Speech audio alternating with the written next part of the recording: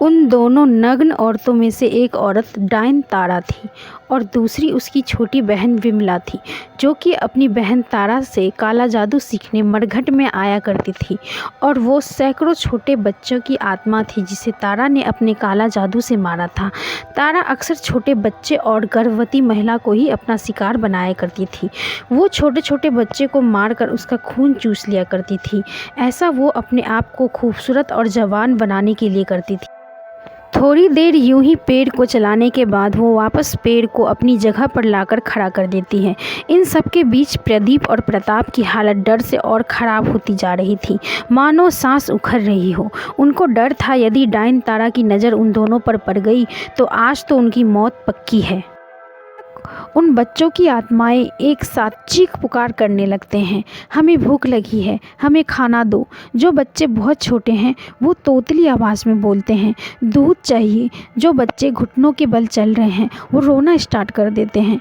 विमला उन प्रेत बच्चों को इस तरह से भूख से विलखता देख तारा से पूछती है, बहना तुम इन प्रेत बच्चों का भूख कैसे शांत करोगी? तारा मुस्कुराते हुए बोली, अपने छाती से दूध पिलाकर। विमला फिर बोली, भला इतने सारे बच्चों का भूख तुम्हारी छाती के दूध से कैसे मिटेगा? इतना सारा दूध कहाँ से आएगा?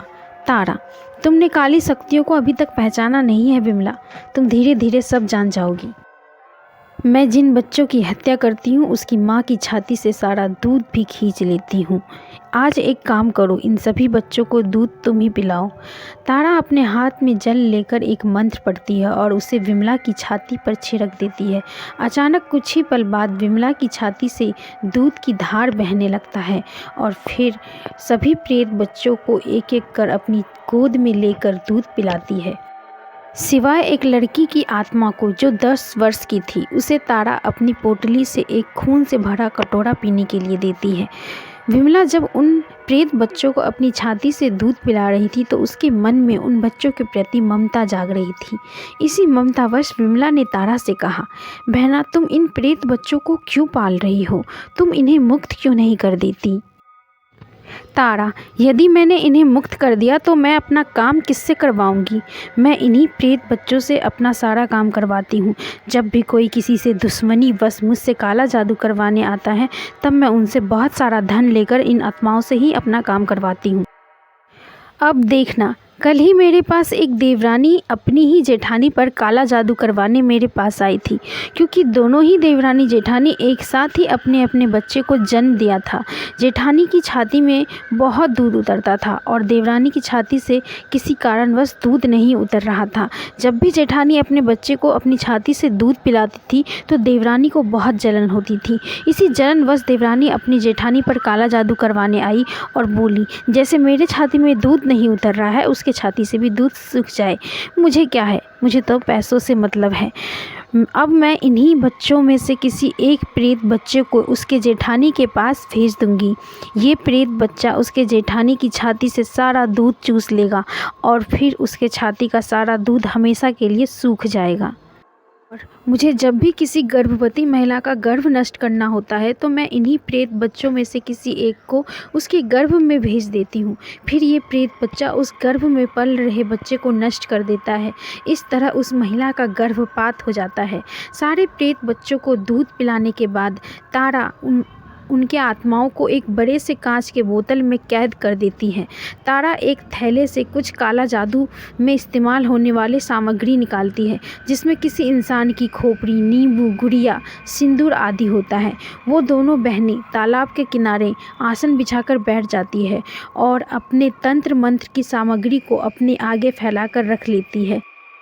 तारा काला जादू तंत्र मंत्र की तैयारी कर ही रही थी कि तभी विमला फिर से पूछती है, बहना क्या किसी भी गर्भवती महिला पर तंत्र मंत्र का प्रयोग किसी भी समय किया जा सकता है? तारा, किसी भी समय तो कुछ भी नहीं होता, हर चीज़ का एक समय होता है। यदि कोई गर्भवती महिला दोपहर, शाम या देर रात को खुले बालों से घर से बाहर निकले तो उस समय ये क्रिया किया जा सकता है और साथ में वह बहुत भयभीत रहती हो तो जल्दी तंत्र क्रिया उस पर काम करती है। अच्छा, ये सब अब तुम छोड़ो। तुम ये बताओ कि तुम अपना वादा कब पूरा कर रही हो? मैंने तुम्हें बताया था ना कि काला जादू सीखने के लिए पिता, भाई और बच्चे में से किसी एक की बलि देनी पड़ती है। तुमने अपने पति को चुना था, तो तुम अपने पति पर क्रिया कब करने वाली हो? विमला थोड़ा घबराते हुए बोली, बहुत ही जल्द दीदी। तभी तारा विमला के हाथ में एक मिट्टी खोदने वाला औजार पकड़ाते हुए बोली, ये लो और वहाँ जो मेरे पति का बच्चा को दफनाया गया है उसे खोदकर उसमें से उस बच्चे का शव लेकर आओ। विमला मिट्टी खोदकर उसमें से रामकृष्ण के बच्चे को बाहर निकालकर तारा के गोद में देती है। तारा उस बच्चे के शव को तालाब में ले जाकर स्नान कराती है और फिर उसे कपड़े से बहुत अच्छी तरीके से पोंछती है। फिर अपने पास से एक तेल का भरा कटोरा निकालती है और उस तेल से उस बच्चे के शव की अच्छी तरह से मालिश करती है। 1 महीना हो गया था उस बच्चे के शव को दफनाए हुए, लेकिन अभी तक वो बहुत ताज़ा लग रहा था, जैसे आज ही उसे दफनाया गया हो। फिर तारा अपने पास से एक छोटी सी बोतल निकालती है और जैसे ही उस बोतल का ढक्कन हटाती है, उस बच्चे के शव में प्राण आ जाता है और वो बच्चा अपने हाथ पैर हिलाने लगता है और रोने लगता है। तारा उसे अपनी छाती से लगा लेती है और दूध पिलाती है और फिर उसके साथ खेलने लगती है। विमला ये सब देखकर बहुत हैरान हो जाती है, क्योंकि वो ये सब पहली बार देख रही थी। उसे बहुत अचंभा होता है। साथ में प्रदीप और प्रताप को भी बहुत हैरानी होती है। तभी अचानक 2 भयानक सी काली परछाई तारा के सामने आकर खड़ी हो जाती है और तारा को इशारे करने लगती है, जैसे वो कुछ बताने का प्रयास कर रही हो। लेकिन एक बूढ़ी सी औरत की आत्मा उन दोनों काली परछाइयों को तारा को कुछ भी बताने से रोकने का प्रयास करती है। इससे पहले कि तारा कुछ समझ पाती, वो परछाई वहाँ से गायब हो जाती है। तारा को कुछ शक सा होता है। वो बच्चे को अपने गोद से नीचे उतार कर खड़ी हो जाती है और इधर उधर अपनी नजरें दौड़ाने लगती है। ये देखकर प्रदीप और प्रताप की धड़कनें तेज हो जाती है कि शायद उनके यहाँ होने का तारा को शक हो गया है। तारा अब ऊपर नज़र उठाकर देखने ही वाली होती है कि तभी विमला बोल पड़ती है, जल्दी करो बहना, ब्रह्म मुहूर्त शुरू होने से पहले हमें अपने काम ख़त्म करके चले जाना चाहिए। तारा नीचे बैठ जाती है और फिर से उस बच्चे के साथ खेलने लगती है। उसे सुंदर सा कपड़ा पहनाती है। थोड़ी देर तक उसके साथ खेलने के बाद उसके प्राण वापस खींचने लगती है। जब वो उस बच्चे का प्राण खींच रही होती है, तब वो बच्चा बहुत तड़पता है। वो ज़ोर ज़ोर से रोता है, जैसे मानो उसको कितना कष्ट हो रहा हो। ये सब देखकर विमला को अंदर ही अंदर बहुत ही दुख हो रहा था, लेकिन वो तारा के सामने जता नहीं रही थी। थोड़ी देर तक वो बच्चा ऐसे ही तड़पने के बाद अपने प्राण त्याग देता है। तारा फिर से उसके प्राण को उस बोतल में कैद कर लेती है और उस बच्चे के शव को एक बहुत ही बड़े कपड़े में अच्छी तरह से लपेट कर वापस उसी गड्ढे में दफना देती है जिससे उसे बाहर निकाली थी। अब दोनों तंत्र मंत्र के सामान समेटना शुरू कर देती है और जाने की तैयारी करने लगती है। तभी विमला तारा से पूछती है, बहना, तुम उस बच्चे के साथ ऐसा क्यों करती हो? उसे रोज़ मारती हो और उसे रोज़ जिंदा करती हो।